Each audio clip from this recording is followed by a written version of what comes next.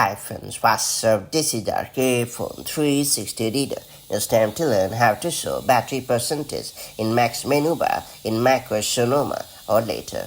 With the battery percentage, it becomes a bit more convenient to keep a track of the battery life of your Mac.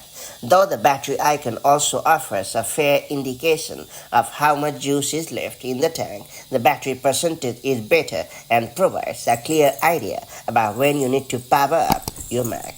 That said, let me show you how to display the battery percentage in Mac's menu bar the quick way. First off, click on the Apple menu located at the top left corner of the screen. Then choose System Settings in the contextual menu. In the System Settings menu, click on Control Center. After that, go to the battery section and then ensure that the toggles next to Show in Menu Bar and Show Percentage are enabled.